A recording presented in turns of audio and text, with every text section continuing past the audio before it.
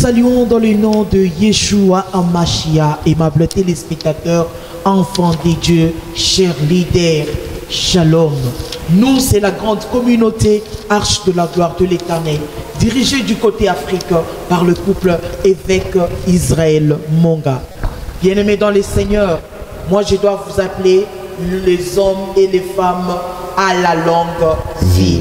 Homme des dieux, shalom. Shalom, maman. Comment vous allez, papa? Non, le Seigneur nous soutient. Waouh, un vrai leader. Amen. Quel message sur le leadership. Amen. Amen. Quelle révélation. Amen. Une salutation, homme des dieux. Ceux-là qui nous suivent, soyez bénis. Wow. Que le Seigneur vous fasse grâce. Amen. Vous qui ne cessez de nous appeler de partout. Aujourd'hui, on nous appelle au Gabon, aujourd'hui, on nous appelle à Bunia, aujourd'hui, on nous appelle à Kindu, aujourd'hui, nous sommes du côté du Bas-Congo. Et je crois que la couverture spirituelle, médiatique de Recevoir la vie, c'est maintenant tout le Congo, pourquoi pas toute l'Afrique bientôt. Voilà, c'est qu'on peut dire. Soyez bénis. Amen. Nous recevons aussi beaucoup de messages d'encouragement et des bien-aimés qui sont édifiés, qui voient les miracles au travers de ce travail que nous sommes en train de faire. Juste la parole. Oui, ça nous encourage. Ça nous encourage. Et je crois que maman, si dans la prochaine émission, les gens n'auront pas seulement l'impression que nous donnons seulement des enseignements, mais ce sont des enseignements pratiques. Parce que cela est accompagné par beaucoup de témoignages que nous sommes en train de préparer pour présenter aux gens. Parce que nous voulons beaucoup plus gagner par la parole que par le miracle.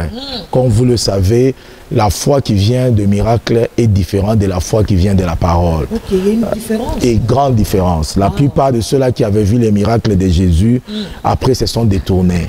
Tu as vu Pierre qui avait vu la pêche miraculeuse et puis après que Jésus est mort, qu'est-ce qu'il a fait? Il a disparu. Et ce qui fait que nous voulons apprendre au peuple de Dieu d'abord à s'attacher à la parole et à la connaissance.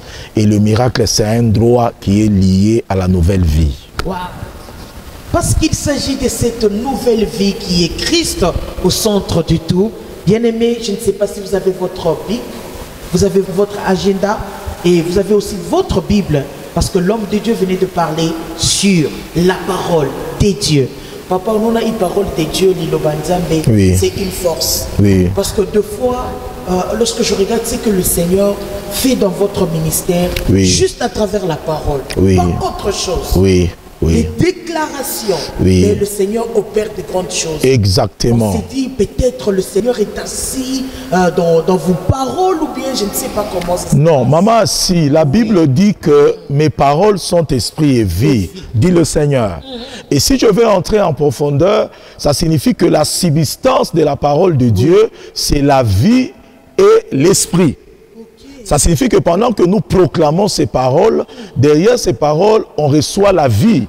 D'où le thème où nos émissions, c'est recevoir la vie. Parce que cette vie-là vient de la parole de Dieu. Et de l'autre côté, derrière la dimension de la parole, il y a l'esprit. Et là, j'aimerais même dire à ceux-là qui nous entendent, sans nous écarter de notre sujet qui est la longue vie. Parce que la longue vie dépend aussi de la proclamation de la parole de vie sur nous. Vous savez qu'il y a plusieurs personnes qui nous maudissent. Même lorsque nous faisons les émissions, on a vu des gens qui maudissent et des gens qui parlent du mal. Il y a toujours des ennemis de la parole de Dieu.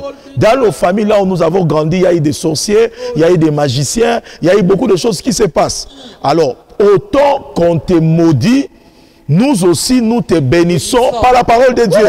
Je veux dire encore en d'autres termes, vous qui nous suivez, s'il y a une bouche qui a commencé à vous maudire depuis votre enfance, eh bien, sur le plateau de recevoir la vie, le Seigneur a établi une bouche pour te bénir. Laisse-moi te dire encore, sois béni de partout là où tu nous suis, là où il y avait la mort, reçois la vie au nom de Jésus. Maman, si on peut encore aller en profondeur, parce que je sens déjà au début de l'émission l'onction en train d'opérer. Maman, si est-ce que tu sais que ce qu'on appelle la Pentecôte dans la Bible et dans les livres des Actes des Apôtres, la Pentecôte, c'est le baptême de la parole. Comment ça? Si vous lisez, vous allez voir, la Bible dit, le lieu là où ils étaient remplis du Saint-Esprit. Et le Saint-Esprit est venu comme un vent impétueux. Là où ils étaient, ils se sont mis à parler en langue. En vérité, dans la Bible, il y a le baptême de l'Esprit, il y a aussi le baptême de la parole. Mais ce que vous appelez Pentecôte, c'est pratiquement le baptême aussi de la parole. Pourquoi j'ai dit ça? Maman, si d'après les écrits, la première fois que Dieu a donné la loi aux enfants d'Israël pendant qu'ils quittaient l'Égypte, en comptant à partir du jour de la Pâque, c'est le 50e jour que Dieu les a donné la loi.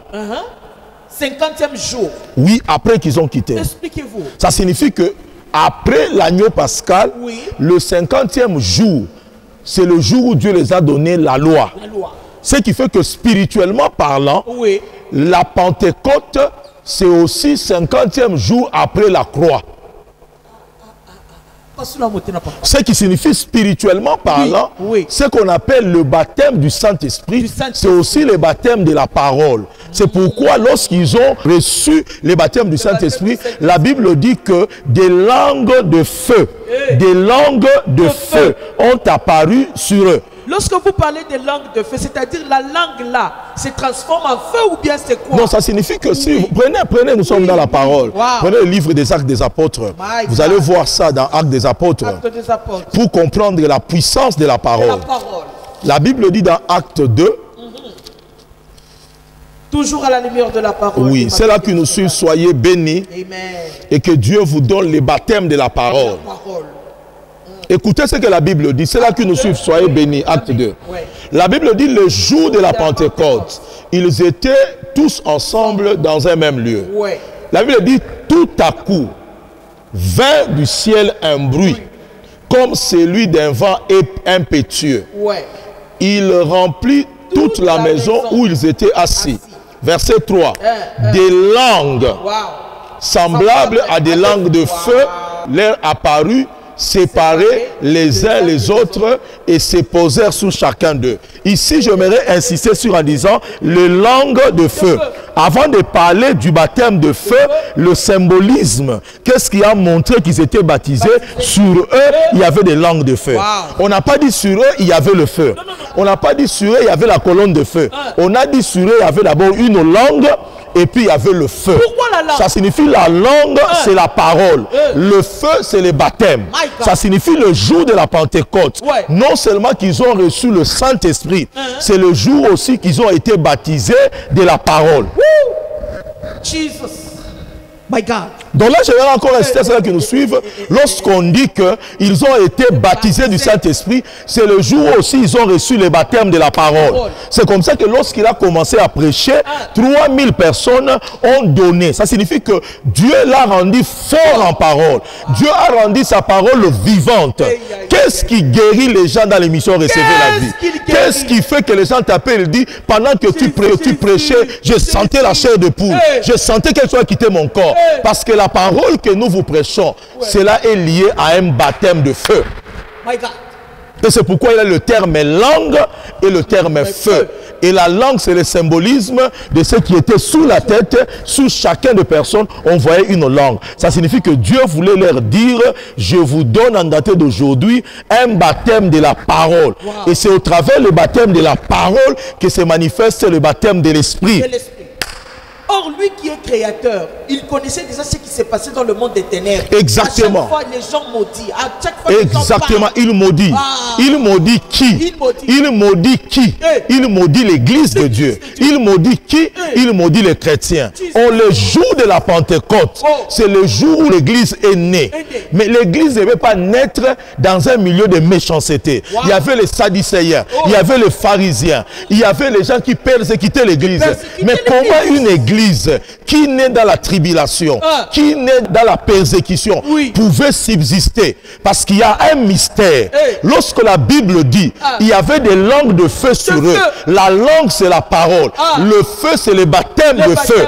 Ça signifie que le fondement de l'église, c'est la parole et le Saint-Esprit. Homme de Dieu, avancez encore. C'est le baptême et le Saint-Esprit. Oui. Ça signifie le jour de la Pentecôte, Oui. le Seigneur voulait dire, je vous donne le baptême de la parole, je vous donne le baptême de l'Esprit, et le deux baptêmes devient le fondement de l'Église. L'Église est née dans un baptême, parce que le baptême symbolise comme une nouvelle naissance à l'extérieur. Celui qui croit à l'intérieur doit se faire baptiser pour montrer qu'il est né en Jésus-Christ à l'extérieur. Ça signifie que accepter Jésus, c'est la foi intérieure. Wow. Être baptisé, c'est la foi extérieure. Maintenant, cette foi extérieure, ça signifie quelque chose né de nouveau. Quelqu'un qui est baptisé de la parole, c'est quelqu'un qui est mort et qui est ressuscité dans une vie de la parole. Quelqu'un qui est né dans le feu, ça signifie c'est quelqu'un qui est baptisé dans le feu du Saint-Esprit. Il ressort comme étant un homme de feu. Ça signifie en d'autres termes, le jour de la Pentecôte, c'est le jour où l'Église est née et Dieu a mis un fondement qui est celui du baptême de la parole et du baptême de l'Esprit. Que le Saint-Esprit nous aide à décortiquer les textes. Exactement. Si je peux encore aller en profondeur. Jésus, la Bible déclare, après que Jean-Baptiste l'a baptisé. La Bible dit, après qu'il est revenu du Jourdain, Jésus fut rempli du Saint-Esprit. Et le Saint-Esprit l'a conduit dans le désert, là où il devait être tenté. Ça signifie en d'autres termes, le baptême d'eau l'a amené la plénitude de l'Esprit. Et de l'autre côté, pour résister aux attaques et aux tentations du diable, il ne devait plus utiliser le baptême de l'Esprit. Il fallait qu'il utilise le baptême de la parole. C'est là qu'il disait, il est écrit. C'est là qu'il disait, il est écrit. Tout baptême de l'Esprit nous conduit à un baptême de la parole. Tout baptême de la parole nous conduit à un baptême de l'Esprit. Il y a des gens qui ont reçu la parole et puis ils ont été baptisés. C'est le cas des disciples et des apôtres. Mais le cas des païens, le premier qui a été baptisé, c'est Corneille. Corneille n'a pas reçu la parole d'abord. Corneille a reçu le baptême de l'Esprit pour après recevoir la connaissance de la parole. Ça signifie que le peuple juif est allé de la parole vers l'esprit, le baptême. Le peuple païen est allé du baptême vers la connaissance des Écritures. Ce qui fait qu'il y a une interaction qui devient un fondement de toute structure qu'on appelle Église. Ecclésia, qui est l'Église, a été bâtie selon le baptême de la parole et le baptême de l'Esprit. Et toute Église qui est ancrée dans le principe de la parole de Dieu et qui expérimente la puissance du baptême du Saint-Esprit, aucun démon, aucun magicien ne peut jouer avec cette Église. Papa, vous avez dit aucun. Aucun. Exactement. Parce que lorsqu'on dit baptême, les langues de feu, on cache. Pourquoi la langue? Pourquoi le feu vient sous forme de la langue? Parce que 50e jour après la sortie de l'Égypte, ils ont reçu la loi. Ça signifie sous la montagne où il a reçu la loi. C'était le symbolisme du baptême de l'Esprit. Où se cachait le baptême de l'Esprit alors qu'il recevait le 10 commandements. Parce que les 10 commandements ont été écrits par le doigt de Dieu. Qu'est-ce que c'est le doigt de Dieu? Jésus parlant, il dit, si ce n'est pas le doigt de Dieu que je chasse les démons, le royaume de Dieu est venu vers vous. Dans d'autres versions, il dit, si ce n'est pas l'Esprit de Dieu que je chasse les démons, le royaume est venu. Or, la parole, les 10 commandements, la loi que nous lisons, a été écrite par le doigt de Dieu. Ça signifie, ce n'est pas la puissance du Saint-Esprit, du baptême, du feu du Saint-Esprit, que la parole que nous lisons a été écrite. Jésus. Waouh. Aujourd'hui, vous êtes docteur. Et c'est pourquoi la Bible dit, ce sont des écritures de feu. La Bible que tu vois, ce sont des écritures de feu. Derrière la Bible ici, ce sont des écritures de feu.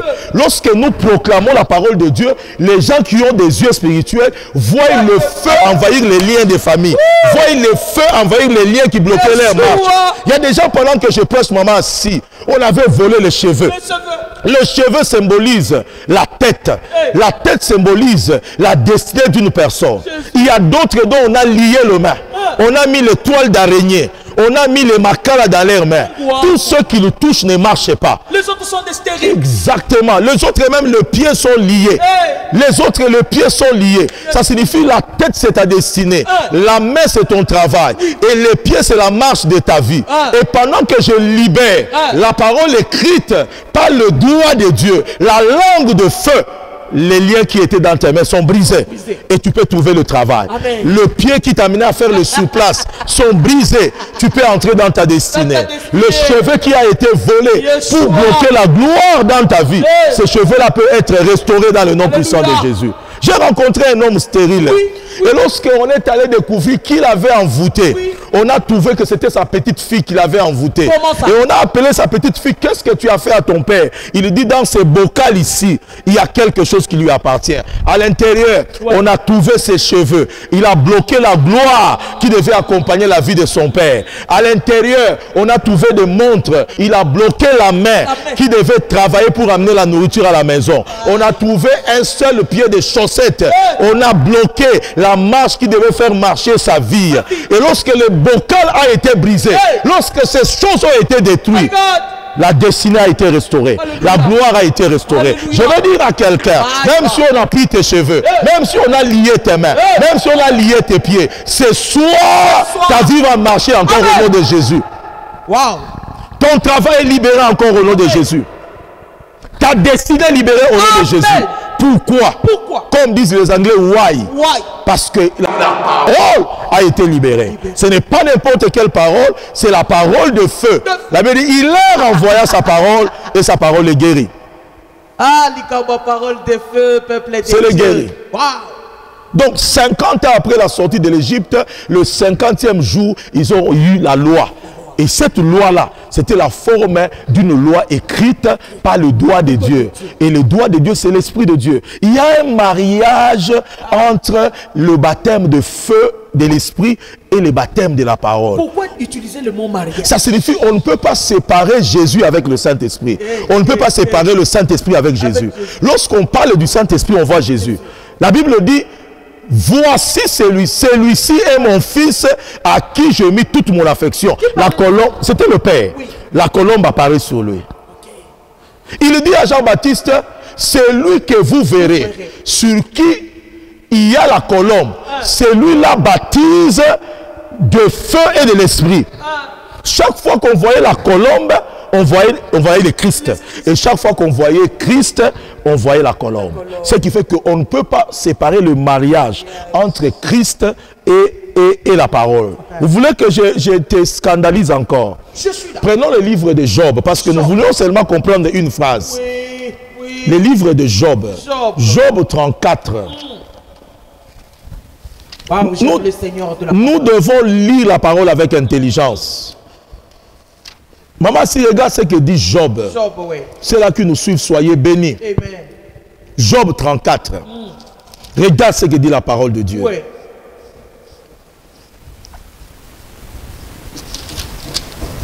Non, Job 33.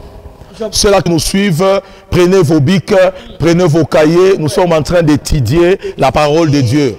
Comme maman Assis le dit, nous sommes en train d'aller dans la dimension des doctorats, ouvrir ce qui est caché dans la substance de la parole de Dieu. Écoute, exactement. La Bible dit ceci. Job 34. Verset 4. 33, verset 4. 33, verset 4. Il dit, l'Esprit de Dieu m'a créé et le souffle du Tout-Puissant m'a animé. Je prends deux mots. Le premier, l'Esprit de Dieu m'a créé. Le deuxième, le souffle du Tout-Puissant. Et le mot Tout-Puissant signifie Shaddai. Shaddai. Je vais dire en autre temps. C'est en hébreu. Ça signifie le Dieu Tout-Puissant. Ici, on parle du souffle qui vient de la puissance. Ici, on parle du souffle qui vient de Dieu. Oui, docteur. L'Esprit de Dieu, c'est aussi un souffle. Comment ça? L'Esprit de Dieu, c'est un souffle. Comment ça? C'est le synonyme de l'Esprit. Lorsque Dieu a pris la terre, il a soufflé. C'est son Esprit qui l'a mis. Lorsqu'on dit que l'Esprit de Dieu m'a créé, en d'autres termes, le souffle de Dieu m'a créé. Mais ils n'ont pas voulu utiliser souffle. Pourquoi? Ils ont dit seulement que l'Esprit crée. mais le souffle anime.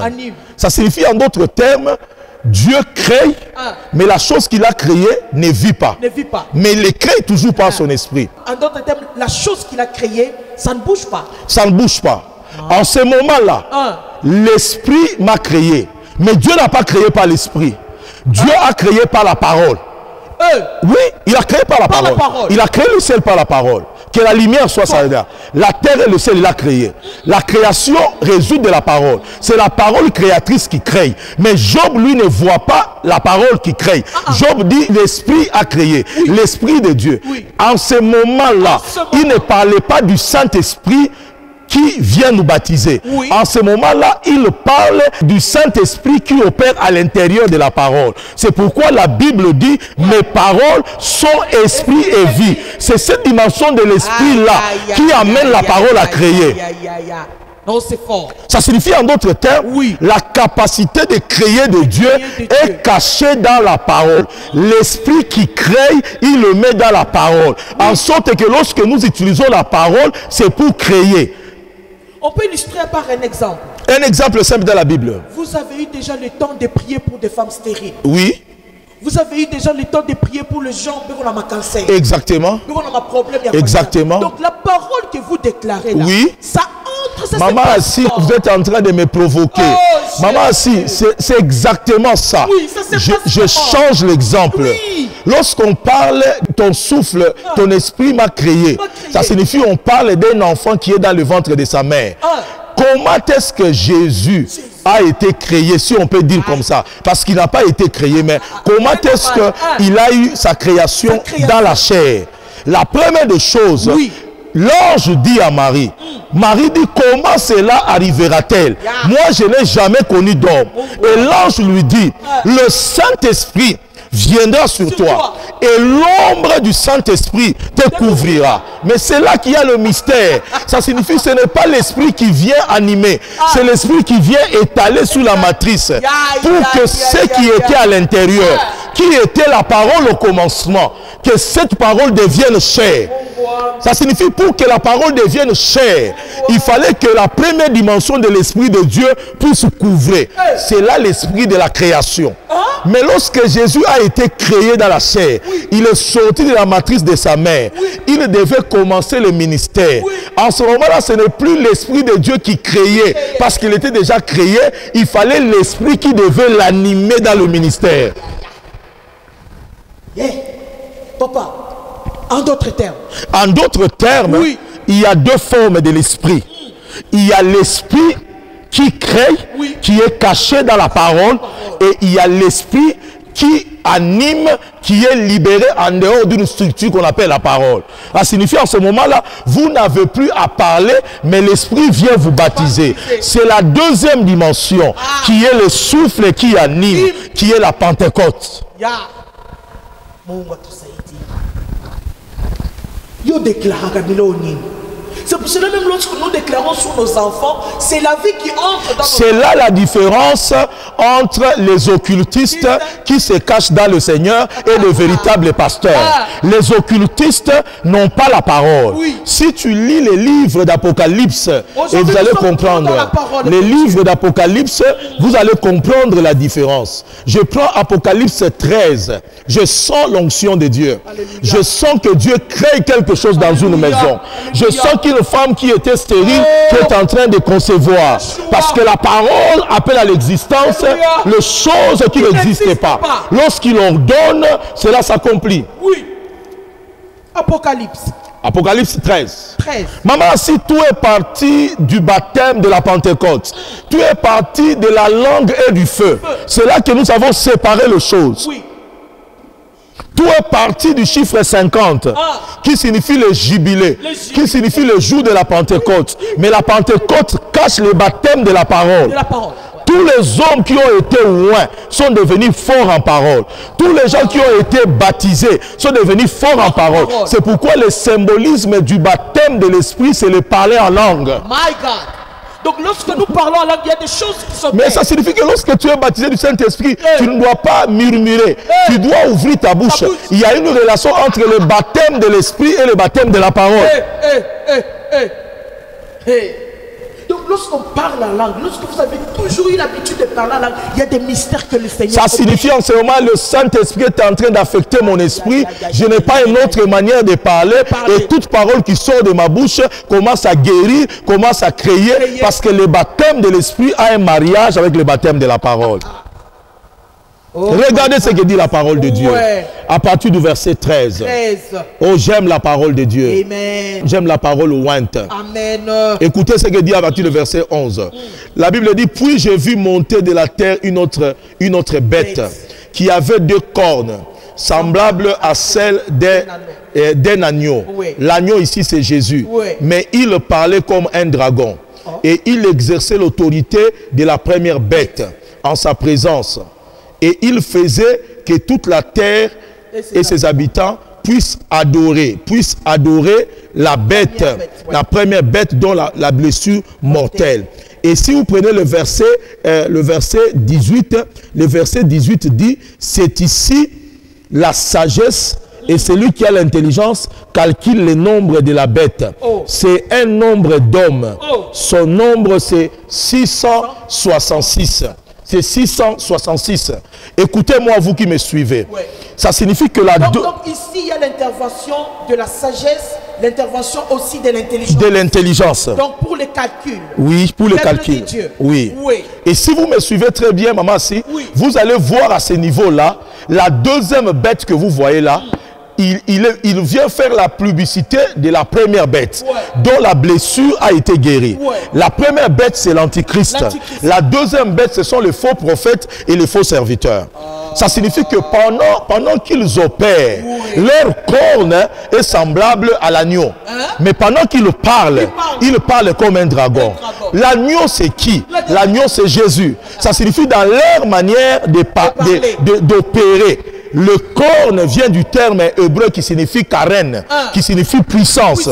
Lorsqu'ils opèrent avec les cornes, lorsqu'ils opèrent avec la puissance, vous dites ça c'est l'agneau qui opère, ça c'est Jésus qui fait les miracles, ça c'est Jésus qui guérit. Mais lorsqu'ils ouvrent leur bouche, ils parlent comme les dragons. C'est pourquoi tout ministère qui fait des miracles, qui guérit les gens, qui délivre les gens, n'est pas attaché au mariage du baptême de la parole, ne vient pas de Dieu. Ne vient pas de Dieu. Papa, parce que vous parlez de ces gens, pourquoi faire allusion à l'agneau et aussi au dragon? Oui, c'est clair.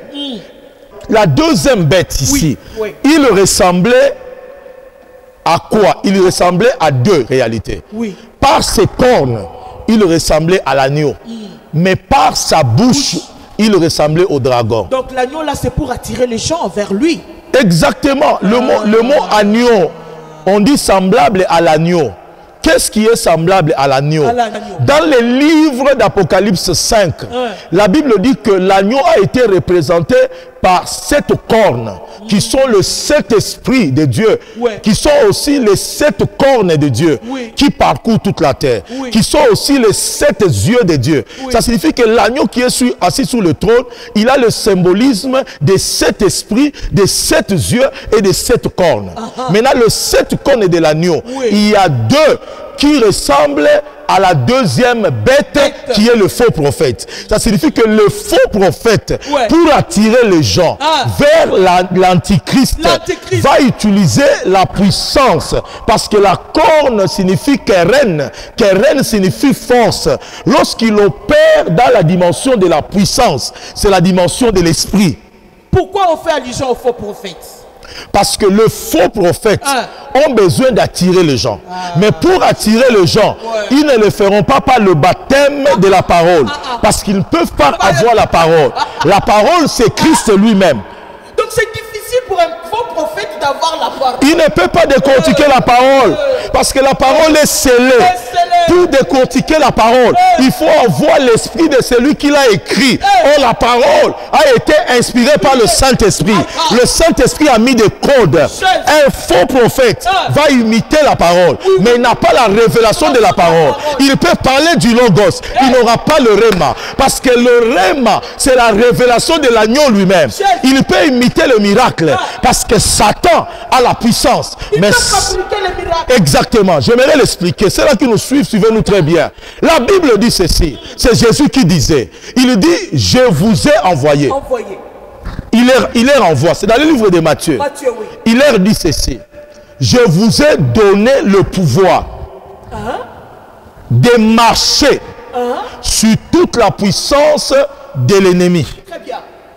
De marcher sous le serpent, de marcher sous le scorpion. Oui. Il n'a pas dit, je vous ai donné la puissance. La puissance. Jésus n'a pas donné à ses disciples la puissance. Il les a donné le pouvoir de marcher sous toute la puissance de l'ennemi.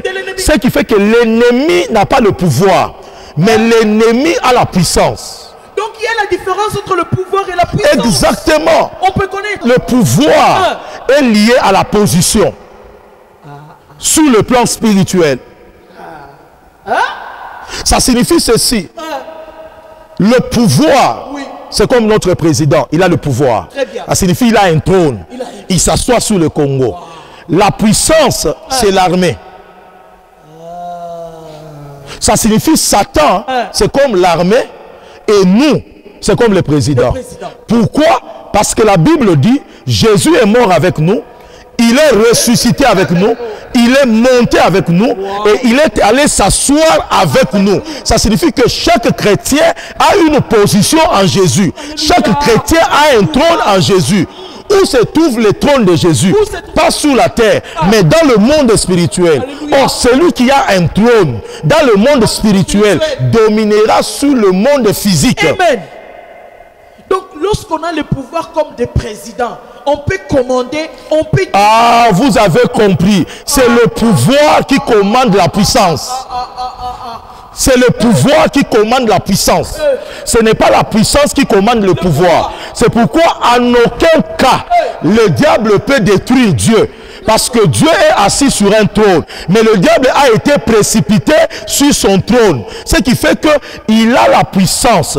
Et sa puissance se manifeste dans le monde. Mais cette puissance-là n'a pas un fondement spirituel. Parce que pour qu'une puissance ait un fondement spirituel, il faut avoir un trône sur le plan spirituel. Aimables téléspectateurs, peuple des dieux, chers serviteurs, est-ce que vous arrivez à pas comprendre ce mystère du pouvoir et de puissance? Mais papa, c'est fort. Exactement. Ça, c'est quelle révélation? Exactement. Donc dans le pouvoir, on peut diriger, on peut envoyer. Exactement. C'est pourquoi la Bible dit, il dit, voici, je vous ai donné le pouvoir. Le pouvoir de marcher sur toute la puissance de l'ennemi et rien ne pourra vous nuire. Mais avant de parler ainsi, qu'est-ce que Jésus avait dit? Il dit, j'ai vu Satan tomber comme un éclair. Qu'est-ce qu'il a fait tomber comme un éclair? C'est le pouvoir délégué. Ce qui fait que tout celui qui a le pouvoir de Dieu sur le plan spirituel, il a un trône. Et c'est ce trône-là spirituel qui lui permet de dominer sous la terre. Parce qu'on ne peut pas dominer sous la terre si on n'a pas un trône élevé sur le plan spirituel. C'est pourquoi Jésus n'est pas assis en dessous des dominations. C'est pourquoi il n'est pas assis en dessous des principautés. La Bible dit qu'il a amené son trône au-dessus des cieux. Et lorsqu'il a amené le trône au-dessus des cieux, la Bible dit il a fait des dons aux hommes et il a établi les autres comme apôtres, les autres comme prophètes, les autres comme évangélistes, les autres comme pasteurs, les autres comme docteurs. Avant de dire qu'il les a établis comme apôtres, il a d'abord pris sa position. Il a amené sa position pas dans le ciel, mais au-dessus des cieux. Et puis maintenant, il établit ses prophètes. Ça signifie en d'autres termes, un apôtre, il a un trône avec Dieu dans le ciel. Un prophète a un trône sur le plan spirituel. Un pasteur a un trône sur le plan spirituel. Et celui qui a le trône a le pouvoir de commander la puissance. C'est pourquoi nous ordonnons aux démons qui sont des puissances, des armées du diable et des partis, qu'ils nous obéissent.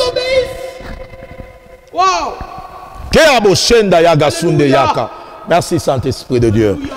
Merci Saint-Esprit de Dieu. Et là déjà vous comprenez maman aussi que la deuxième bête pouvait jouer avec la puissance, parce que le diable aussi a la puissance de faire de faux miracles, mais ne pouvait pas parler comme l'agneau. Il a imité l'agneau par ses cornes, il ne pouvait pas imiter l'agneau par sa bouche, parce que la bouche de l'agneau, c'est la puissance du baptême de la parole. C'est pourquoi il est extrêmement important que nous sachions que tout miracle, tout baptême de l'esprit dépend du baptême de la parole. L'esprit n'agit que là où la parole est libérée. L'esprit n'anime que ce que la parole a créé. Quelqu'un dit amen là où tu es. Je te donne la révélation. Maman assis, nous sommes partis de la langue de feu pour sortir la langue comme la parole et le feu comme l'esprit. Parce que dans la Bible, l'esprit est lié au feu, la langue est liée à la parole. Et vous allez voir dans ce symbolisme-là, cela est résumé dans les deux exemples que je vous ai donnés. Mais cela aussi est vu au-delà de Job dans un mot. Il dit à Moïse, il dit à Moïse, tu me demandes d'aller délivrer l'Égypte. Si on me pose la question, qui m'a envoyé? Qu'est-ce que je leur dirai? Moïse le regarde, un homme de feu, un prophète de l'Éternel, Moshe, qui signifie en d'autres termes Hachem, celui qui porte le nom de Dieu. Mais le nom de Dieu que Moïse portait, c'était quel nom? Il dit à Moïse, va leur dire que je suis m'a envoyé. Mais le nom de Dieu c'est je suis. Mais il leur dit, voici mon nom. Je suis le Dieu d'Abraham. Je suis le Dieu d'Isaac. Je suis le Dieu de Jacob. Voilà mon nom de génération en génération. En d'autres termes, il voulait leur dire, vous leur direz que Jésus m'a envoyé.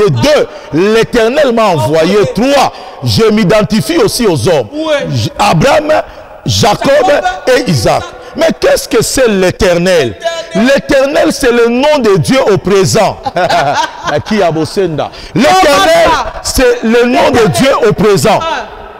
Chaque fois que Israël parle de Dieu, les peuples juifs, ils utilisent 3 noms. Le premier, c'est Adonai, qui signifie maître. Le deuxième, c'est Hachem. C'est ça même l'inverse de Moshe, qui donne le nom de Moïse. Le troisième, c'est Yahweh. Et le mot Yahweh a été écrit, c'est écrit en hébreu par 4 lettres. Et les 4 lettres, le premier, c'est le Y. Le deuxième, c'est le H. Le troisième, c'est le V. Ou le W. Et le quatrième, c'est H. Vous allez voir, le Y, c'est une fois. Le W, c'est une fois. Mais les H dans le nom Yahweh se répètent 2 fois. Mais le 2 H là sont séparés par le W. Ça signifie que dans le nom de Dieu, qui est Yahweh, il y a le symbolisme de la Trinité. Les Y, c'est là que vient le nom du Père. Le Père. Le deuxième, c'est le H. Ça signifie le Saint-Esprit. Et le W, ça signifie le Christ qui a la forme d'un clou. Et le quatrième, c'est encore les H. Mais pourquoi la lettre H dans le nom de Dieu est répétée 2 fois? Et les 2 H sont séparés par la lettre V qui symbolise le Christ. Ça signifie qu'avant que le Christ vienne, le Saint-Esprit l'a précédé comme l'ombre qui a couvert Marie pour qu'il soit créé dans la chair. Après qu'il a été créé dans la chair, il est entré dans le ministère. C'est le dernier H qui termine le nom de Yahweh qu'il a baptisé pour entrer dans le ministère. C'est là le souffle, l'esprit qui crée et le souffle qui anime. Je termine en disant, dans les 2 dimensions, ceux-là qui nous suivent, soyez baptisés de la parole, soyez baptisés aussi de l'esprit. C'est le fondement de l'église et d'une vie chrétienne. Quelque part il est écrit, ne savez-vous pas que vous êtes le temple du Saint-Esprit? Un temple a comme fondement quoi? Un vrai chrétien qui est le temple de Dieu doit être baptisé de l'esprit et de feu. De l'esprit et de feu. Et je termine en disant, lorsque un enfant naît à la maternité, ce qui forme l'enfant, il n'est qu'un fœtus. Il a des mains, il a des pieds. L'enfant commence à grandir. Cet enfant ne respire pas. Il ne respire pas. Il ne respire pas. Cet enfant, maman, s'il respire par sa mère, c'est sa mère qui lui communique l'oxygène. meurt, on étouffe l'enfant. Oh, l'enfant meurt. Jésus. Mais cet enfant-là qui est en train d'être fabriqué, il n'est pas encore animé. Mais quand est-ce que cet enfant-là crie, Inga, Inga, c'est lorsqu'il sort. Le premier souffle qu'il reçoit, ça entre dans ses poumons. L'enfant pousse un cri. Ses poumons commencent à fonctionner. On dit que cet enfant est vivant. Mais si le souffle du dehors n'entre pas, les poumons ne fonctionnent pas, cet enfant-là ne vivra pas. C'est pourquoi parfois les médecins prennent l'enfant, ils commencent à les taper, pour que les poumons s'ouvrent et que cela entre. Je veux dire en d'autres termes, tout ministère qui n'a pas été animé par le Saint-Esprit, même si ça a été créé par la parole, ça ne pourra pas fonctionner. Jésus. Et c'est pourquoi Dieu a fait les deux images. Maman assis. La parole de Dieu, c'est comme la main de Dieu qui façonne. Le souffle de Dieu, c'est le souffle qui met à l'intérieur. Il a pris la terre, il a façonné. Ça, c'est la parole. Après avoir donné la forme, qu'est-ce qu'il a fait? Il a soufflé à l'intérieur. Je veux dire à ceux-là qui sont morts, bien que Dieu les a bénis. Je veux dire à ceux-là qui ont déjà reçu Jésus, mais dans leur domaine, ils voient la mort. Il leur reste un souffle. Ce souffle qui doivent les animer. Je parle à ceux-là dont on a détruit les organes. Les organes sont morts. Aujourd'hui, ça va revenir à la vie. Je parle à quelqu'un qui est déprimé, qui a des soucis. Aujourd'hui, l'Esprit de Dieu va t'animer. Tu vas sauter. Pierre avait peur, bien qu'il avait déjà la parole, mais il n'avait pas encore le baptême. Il a dit, je ne les connais pas. Le coq a chanté 3 fois. Mais le jour où il a reçu le souffle qu'il a animé, il a dit, ces hommes-là ne sont pas ivres.